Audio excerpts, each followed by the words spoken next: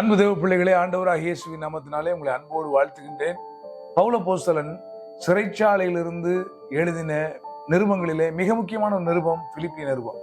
அதில் 4ஆம் அதிகாரத்துடைய 11ஆம் வசனத்திலே தன்னுடைய தனிப்பட்ட அனுபவத்தை மிக அற்புதமாக சொல்லுகின்றார். நான் என்னுடைய குறைச்சலினால் இப்படி சொல்லுகிறதில்லை, நான் எந்த நிலைமையில் இருந்தாலும் மனரம்யமாய் இருக்க கற்றுக்கொண்டேன் என்று சொல்லுகின்றார். நாம் எல்லாருமே கற்றுக்கொள்ள வேண்டிய மிக முக்கியமான ஒரு சுபாவம், ஒரு மிக முக்கியமான குணாதிசயம் என்னவென்று சொன்னால், எந்த நிலைமைகள் இருந்தாலும் மனரம்யமாய் இருக்க கற்றுக்கொள்ள வேண்டும். மனரம்யம் என்றால் என்ன? அடுத்த வசனத்துல மிக அழகாக விளக்கம் தருகின்றார். எனக்கு வாழ்ந்திருக்கவும் தெரியும், தாழ்ந்திருக்கவும் தெரியும் என்று சொல்லுகின்றார். எவ்விடத்திலும் எல்லாவற்றிலும் திருப்தியாயிருக்கவும், பட்டினியாயிருக்கவும், பரிபூர்ணமடையவும், குறைவுபடவும் போதிக்கப்பட்டேன் என்று சொல்லுகின்றார். அன்பான இதை கேட்டுக்கொண்டிருக்கிற ஊழியர்களே, உங்களுக்கு நான் சொல்லுகின்றேன், ஆண்டவருடைய வார்த்தையை நமது மூலமாக கற்றுக்கொள்கிற நம்முடைய சபை அங்கத்தினர்களுக்கு நாம் போதிக்க வேண்டிய மிக முக்கியமான பாடங்களிலே ஒன்று, வாழ்ந்திருக்க மட்டுமல்ல, தாழ்ந்திருக்கவும் அவர்களுக்கு தெரிய வேண்டும்.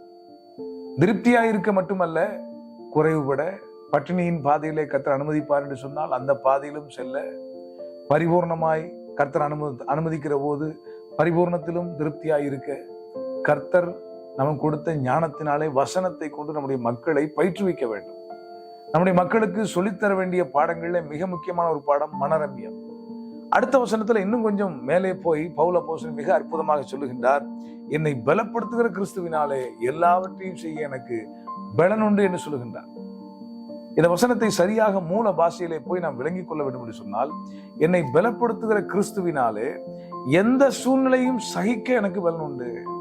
I can endure anything under any situations. எந்த பாதையிலும் எதையும் அனுபவிக்க, வாழ்வு மட்டுமல்ல, தாழ்வையும், குறைவையும், பட்டினியையும், அவமானங்களையும், இழப்புகளையும் சந்திக்க என்னால் முடியும். ஏனென்று சொன்னால் கிறிஸ்து என்னை பலப்படுத்துகிறார் என்று சொல்லுகின்றார். இன்றைக்கு கிறிஸ்துவின் பலனை கொண்டு காரியங்களை சாதிக்க வேண்டும் என்று நாம் கற்றுத்தருகின்றோம். ஆனால் கிறிஸ்துவின் பலனை கொண்டு நமக்கு இருக்கின்ற எதிராயிருக்கிற சூழ்நிலைகளை, தோல்விகளை, நிந்தைகளை நாம் சகிப்பதற்கும் கர்த்தர் பலன் தருகிறார் என்பதை நம்முடைய பிள்ளைகளுக்கு நாம் கற்றுத்தர வேண்டும். மனரம்யம் நல்ல மருந்து.